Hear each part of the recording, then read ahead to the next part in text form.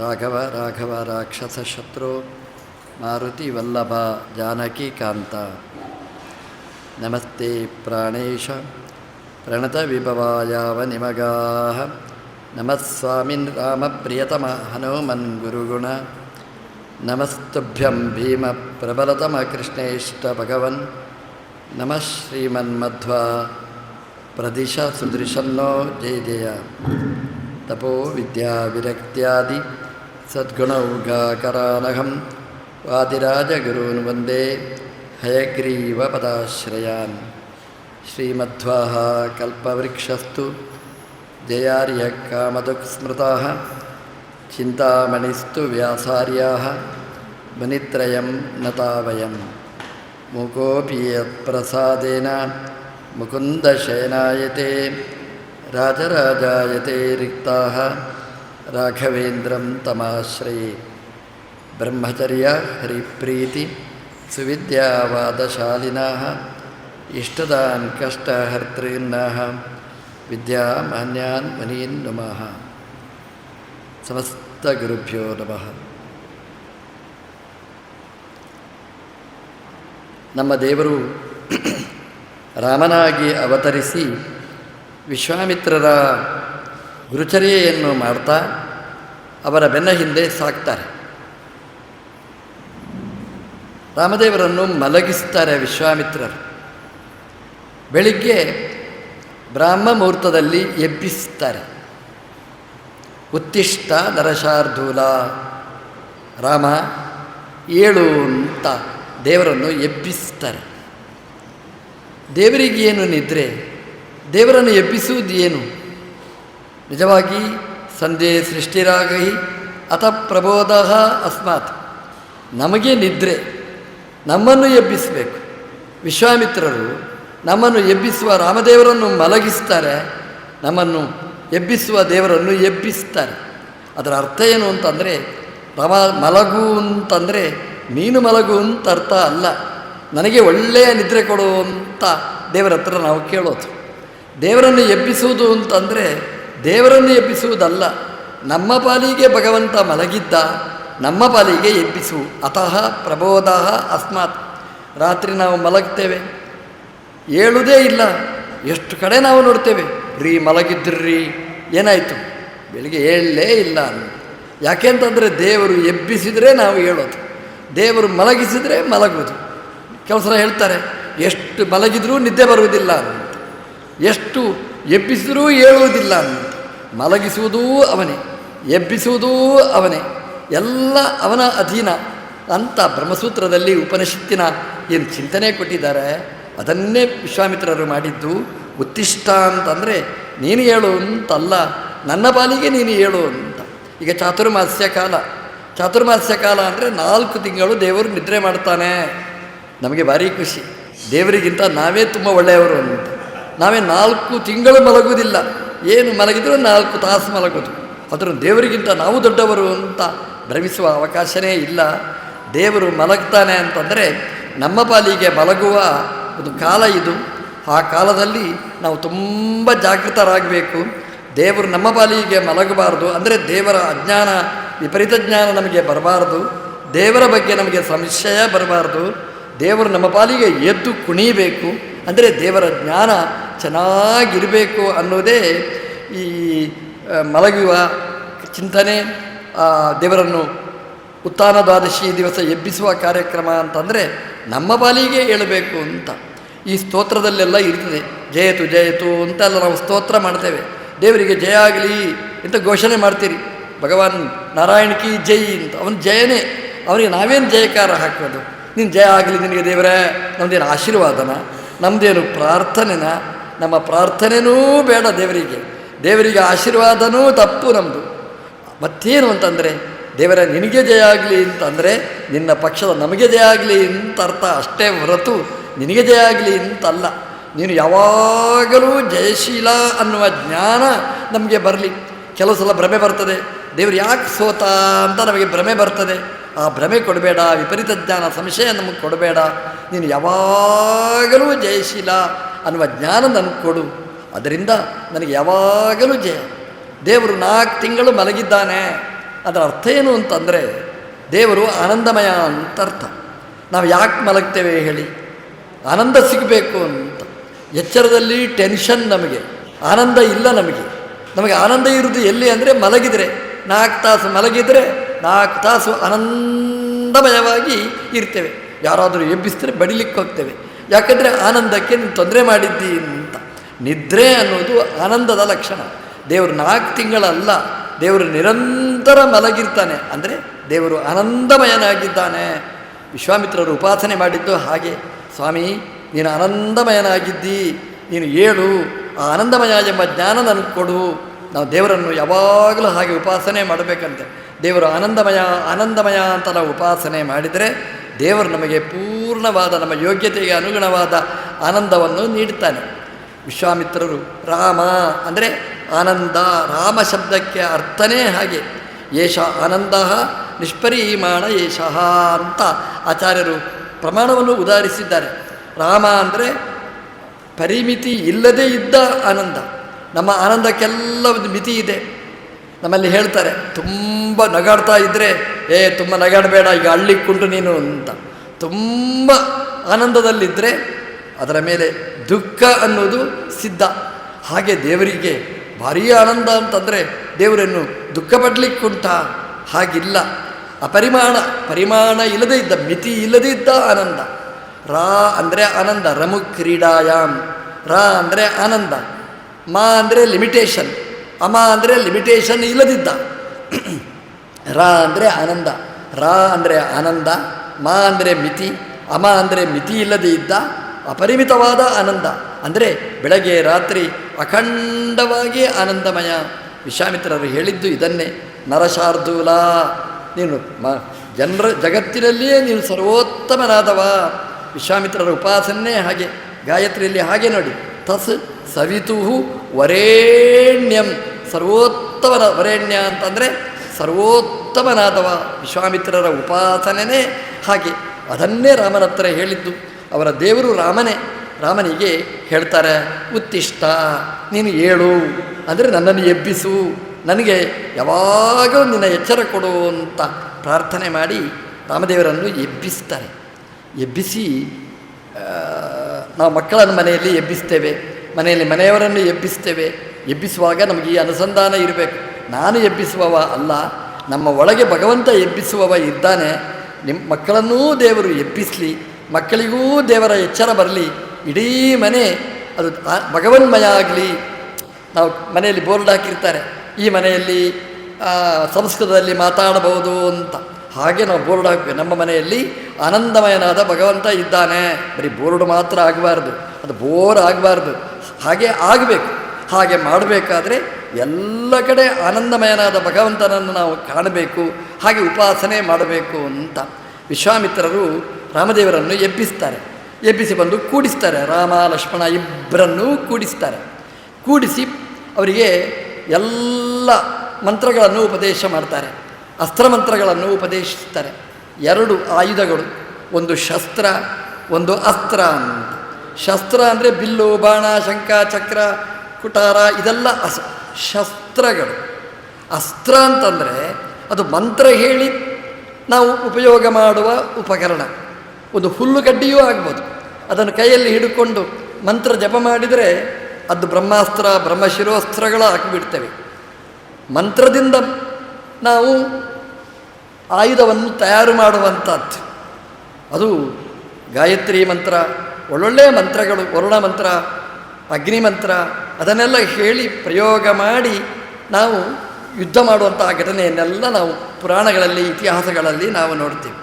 ಹಾಗಾಗಿ ವಿಶ್ವಾಮಿತ್ರರು ರಾಮದೇವರಿಗೆ ಮಂತ್ರಗಳನ್ನೆಲ್ಲ ಉಪದೇಶ ಮಾಡ್ತಾರೆ. ಅಸ್ತ್ರಗಳು ಏನು? ಅಸ್ತ್ರಗಳು ಅಂದರೆ ಎಲ್ಲ ಶತ್ರುಗಳನ್ನು ಸಂಹಾರ ಮಾಡಲಿಕ್ಕೆ ಏನು ಬೇಕೋ ಅಸ್ತ್ರ ಅಂದರೆ ಅದಕ್ಕೆ ಬೇಕಾದ ಮಂತ್ರಗಳನ್ನು ರಾಮದೇವರ ಬಲಗಿವಿಯಲ್ಲಿ ಉಪದೇಶ ಮಾಡ್ತಾರೆ. ಬಲ, ಅತಿಬಲ ಅನ್ನುವ ಮಂತ್ರಗಳನ್ನು ಉಪದೇಶ ಮಾಡ್ತಾರೆ. ರಾಮದೇವರಿಗೆ ಹೇಳ್ತಾರೆ, ರಾಮ ಈ ಮಂತ್ರ ಜಪ ಮಾಡಿದರೆ ನಿನಗೆ ಹಸಿವೇ ಆಗುವುದಿಲ್ಲ. ರಾಮ ಈ ಮಂತ್ರ ಜಪ ಮಾಡಿದರೆ ನಿನಗೆ ನೀರಡಿಕೆನೇ ಆಗುವುದಿಲ್ಲ. ಆಯಿತು ರಾಮದೇವರು ಗೋಣಾಡಿಸಿ ಎಲ್ಲ ಮಂತ್ರಗಳನ್ನು ಉಪದೇಶ ತೆಕ್ಕೊಂಡ್ರು. ನಾವು ದಿನ ಅದನ್ನು ಚಿಂತನೆ ಮಾಡಬೇಕಂತೆ. ರಾಮದೇವರಿಗೆ ಬಲ ಮಂತ್ರವನ್ನು ಕೊಟ್ಟಿದ್ದಾರೆ, ಅತಿಬಲ ಅಂತ ಮಂತ್ರ ಕೊಟ್ಟಿದ್ದಾರೆ.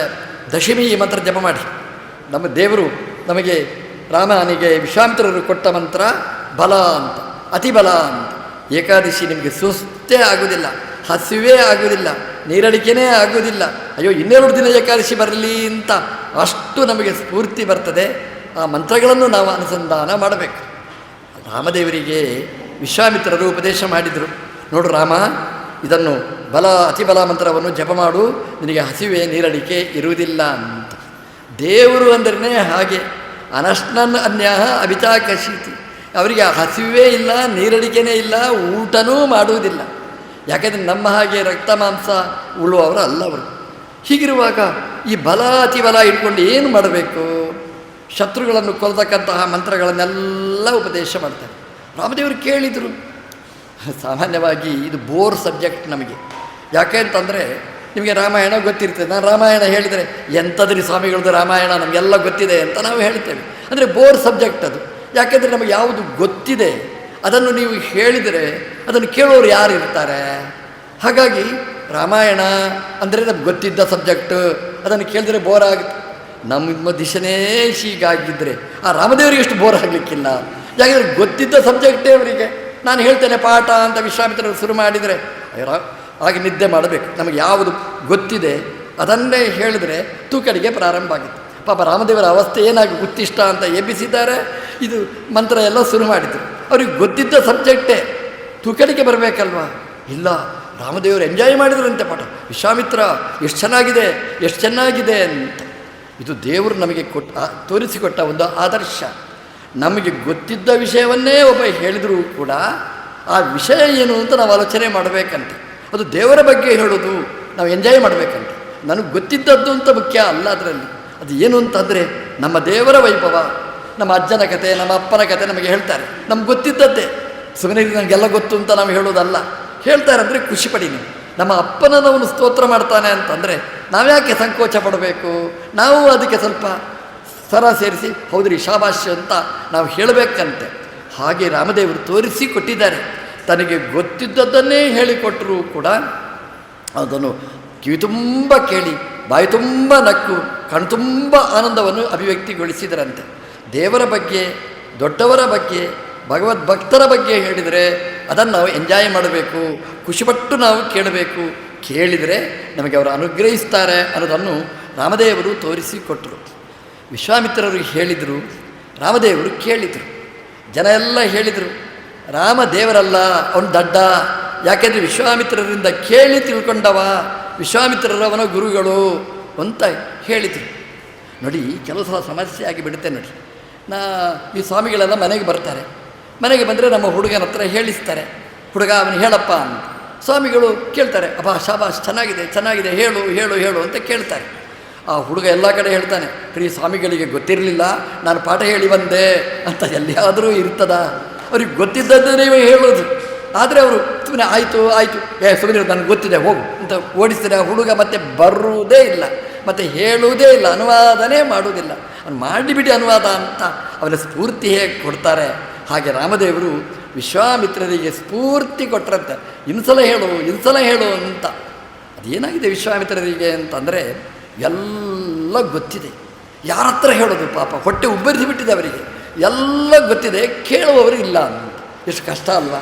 ನಮಗೆ ಗೊತ್ತಿದ್ದ ಏನೋ ಒಂದು ಗುಟ್ಟು ಗೊತ್ತಾಯಿತು ಅಂತ ಇಟ್ಟುಕೊಳ್ಳಿ, ಇನ್ನೊಬ್ಬರ ಕಿವಿಗೆ ಹಾಕದಿದ್ದರೆ ನಮಗೆ ಹೊಟ್ಟೆಯೆಲ್ಲ ಉರಿತಾ ಇರ್ತದೆ. ಯಾರ ಹತ್ರ ಹೇಳೋದು? ಕೊನೆಗೆ ಒಂದು ಮಗುವನ್ನಾದರೂ ಕರೆದು ಅದಕ್ಕೆ ಹೇಳಿದೆ ಹೋದರೆ ಅಬ್ಬಬ್ಬ ಅಂತ ಎಲ್ಲ ಹೊಟ್ಟೆಯ ಭಾರ ಇಳಿದಿರ್ತದೆ. ಜ್ಞಾನಿಗಳು ಎಲ್ಲ ಓದಿರ್ತಾರೆ, ಎಲ್ಲ ಜ್ಞಾನ ಇರ್ತದೆ, ಅದನ್ನು ಯಾರಿಗಾದರೂ ಹೇಳಲಿಲ್ಲ ಅಂತಂದರೆ ಹೇಗೆ ಸ್ಥಿತಿ? ಹಾಗಾಗಿ ವಿಶ್ವಾಮಿತ್ರರಿಗೆ ರಾಮ ಸಿಕ್ಕಿದ್ದು ದೊಡ್ಡ ಸಂಪತ್ತು ಸಿಕ್ಕಿದ ಹಾಗೆ. ಒಳ್ಳೆಯ ಆಡಿಯನ್ಸ್, ಏನು ಹೇಳಿದ್ರು ಗೋಣಾಡಿಸಿ ಕೇಳ್ತಾನೆ. ತುಂಬ ಖುಷಿಯಾಯ್ತಂತೆ.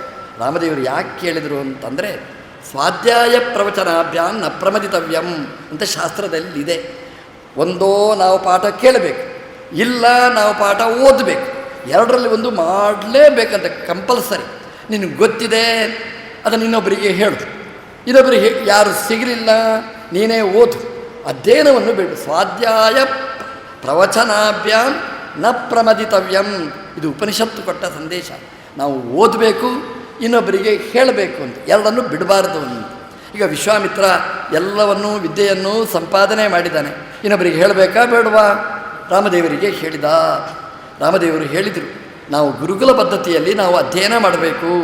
ಅದನ್ನು ವಿಶ್ವಾಮಿತ್ರರ ಮೂಲಕ ಅಧ್ಯಯನ ಮಾಡುವುದರ ಮೂಲಕ ಇಡೀ ಜಗತ್ತಿಗೆ ತೋರಿಸಿದ. ಇವತ್ತೆಲ್ಲ ಪುಸ್ತಕದ ಜ್ಞಾನ, ಹಿಂದೆ ಎಲ್ಲ ಪುಸ್ತಕ ಇರಲಿಲ್ಲ, ಎಲ್ಲ ಮಸ್ತಕದಲ್ಲೇ ಇದ್ದದ್ದು. ಶ್ರುತಿಗಳು ಕಿವಿಯಿಂದ ಬಾಯಿಯಿಂದ ಕಿವಿಗೆ, ಕಿವಿಯಿಂದ ಬಾಯಿಗೆ, ಹೀಗೆ ಅಧ್ಯಯನ ಪರಂಪರೆ ಇತ್ತು.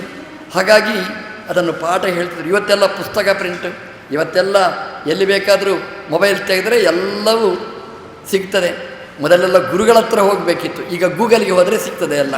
ಹಾಗಾಗಿ ಎಲ್ಲ ಅದರಲ್ಲಿದೆ, ಅದನ್ನೇ ನೋಡೋದು. ಅದು ವಿದ್ಯೆ ಆಗುವುದಿಲ್ಲ.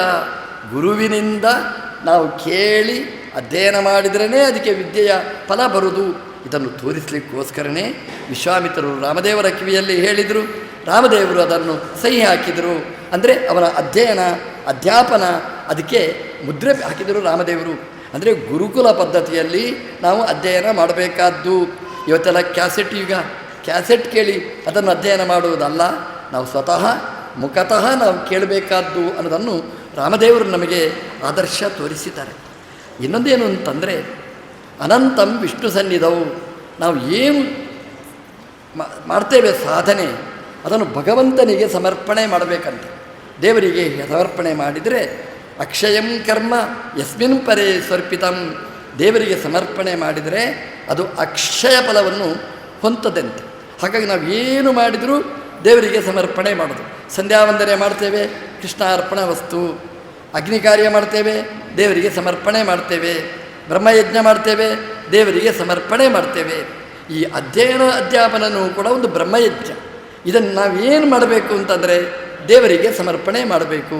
ಹಾಗಾಗಿ ವಿಶ್ವಾಮಿತ್ರರು ತಾನೇನು ಅಧ್ಯಯನ ಮಾಡಿದ್ದಾರೆ, ಮಂತ್ರಶಾಸ್ತ್ರ ಎಲ್ಲವನ್ನೂ ಕೂಡ ರಾಮನ ಕಿವಿಯಲ್ಲಿ ಹಾಕಿದರು. ರಾಮನ ಕಿವಿಯ ಮೂಲಕ ರಾಮನಿಗೆ ಸಮರ್ಪಣೆ ಮಾಡಿದರು. ಭಗವಂತನಿಗೆ ಸಮರ್ಪಣೆ ಮಾಡಿದ್ದರಿಂದ ಅದಕ್ಕೆ ಅನಂತ ಫಲ ಬಂತು ಅಂತ ಶ್ರೀ ವಾದಿರಾಜ ಗುರು ಸಾರ್ವಭೌಮರು ನಮಗೆ ಸಂದೇಶ ಕೊಟ್ಟಿದ್ದಾರೆ. ಹಾಗಾಗಿ ವಿಶ್ವಾಮಿತ್ರರು ರಾಮನಿಗೇನು ಉಪದೇಶ ಮಾಡಿದರು ಅದು ವೇಸ್ಟ್ ಕಾರ್ಯಕ್ರಮ ಅಲ್ಲ. ಯಾಕೆಂದರೆ ರಾಮನಿಗೆ ಗೊತ್ತಿದ್ದದ್ದನ್ನೇ ಆದರೂ ಅದನ್ನು ಹೇಳಿದರೂ ಅದು ಅನಂತ ಫಲದಲ್ಲಿ ಪರ್ಯವಸಾನ ಆಯಿತು. ಅದು ಹೌದು ನೋಡಿ, ರಾಮದೇವರ ಕಿವಿಯಲ್ಲಿ ವಿಶ್ವಾಮಿತ್ರರು ಎಲ್ಲ ಬ್ರಹ್ಮಶಿರೋಸ್ತ್ರ ಮಂತ್ರ, ಗಾಯತ್ರಿ ಮಂತ್ರ ಎಲ್ಲ ಉಪದೇಶ ಮಾಡಿದರು. ಅದರ ಫಲ ನೋಡಿ, ಇನ್ನೂ ಎಂಡ್ ಆಗಲಿಲ್ಲ. ಕಲಿಯುಗ ಬಂದರೂ ಒಂದು 10 ಮನೆಯಲ್ಲಿ ಆದರೂ ಕೂಡ ವಿಶ್ವಾಮಿತ್ರ ಋಷಿತ ಗಾಯತ್ರಿ ಜಪ ನಡೀತಾ ಇದೆ. ಯಾಕೆ ಅಂತಂದರೆ ಅನಂತಂ ವಿಷ್ಣು ಸನ್ನಿಧವು, ಭಗವಂತನಿಗೆ ಅದು ಸಮರ್ಪಣೆ ಮಾಡಿದ್ದರಿಂದ ಅದು ಅನಂತ ಫಲವಾಗಿ ಅದು ಮತ್ತೆ ವಾಪಸ್ ಬಂದಿದೆ. ವಿಶ್ವಾಮಿತ್ರರಿಗೂ ಅಂತ ಇಲ್ಲ, ಅವರ ಮಂತ್ರಕ್ಕೂ ಅಂತರ ಇಲ್ಲ, ನಿರಂತರ ಅದು ನಡೀತಾ ಇದೆ. ಹಾಗಾಗಿ ವಿಶ್ವಾಮಿತ್ರರು ದೇವರನ್ನು ಎಬ್ಬಿಸಿ ಆ ಮಂತ್ರವನ್ನು ರಾಮದೇವರ ಕಿವಿಯಲ್ಲಿ ಹಾಕಿ ಅದನ್ನು ಅನಂತವನ್ನಾಗಿ ಮಾಡಿದ್ದಾರೆ. ನಾವು ಅಷ್ಟೇ ನಮ್ಮ ಪರಂಪರೆಯಲ್ಲಿ ನಮ್ಮ ಮಕ್ಕಳಿಗೆ ಎಲ್ಲ ಹೇಳಿ ಅದನ್ನು ಅನಂತ ಮಾಡಬೇಕು. ಇವತ್ತೂ ಅಷ್ಟೇ ಉಪನಯನ ಸಂಸ್ಕಾರದಲ್ಲಿ ಅಪ್ಪನೇ ಮಗನಿಗೆ ಉಪದೇಶ ಮಾಡ್ತಾನೆ. ಪುರೋಹಿತರಿದ್ದಾರೆ, ಪುರೋಹಿತರೇ ನನಗೆ ಗಾಯತ್ರಿ ಬರೋಲ್ಲ ನೀವೇ ಹೇಳಿ ಅಂದರೆ ಆಗುವುದಿಲ್ಲ ಹೇಳ್ತಾರೆ. ಅವನಿಗೆ ಪುರೋಹಿತರು ಯಜಮಾನನಿಗೆ ಗಾಯತ್ರಿ ಉಪದೇಶ ಮಾಡಿ ಅವನತ್ರ ಜಪ 24,000 ಜಪ ಮಾಡಿಸಿ 1,00,000 ಜಪ ಮಾಡಿಸಿ ಆಮೇಲೆ ಮಂತ್ರೋಪದೇಶ ಕೊಡಿಸ್ತಾರೆ. ಯಾಕೆಂದರೆ ಆ ಪರಂಪರೆ ಉಳಿಬೇಕು ಅಂತ. ಹಾಗಾಗಿ ನಾವು ಆ ಪರಂಪರೆಯನ್ನು ಉಳಿಸಬೇಕಾದಂಥದ್ದು. ವಿಶ್ವಾಮಿತ್ರರು ರಾಮನಿಗೆ ಗಾಯತ್ರಿ ಆದಿ ಮಂತ್ರಗಳನ್ನು ಹೇಳಿಕೊಟ್ಟು ಅಸ್ತ್ರಗಳನ್ನು ಕಳಿಸಿಕೊಟ್ಟು ಮುಂದೆ ಪ್ರಯಾಣ ಮಾಡ್ತಾರೆ ಎಂಬಲ್ಲಿಗೆ ಇವತ್ತಿನ ಪ್ರವಚನ. ಕೃಷ್ಣಾರ್ಪಣ.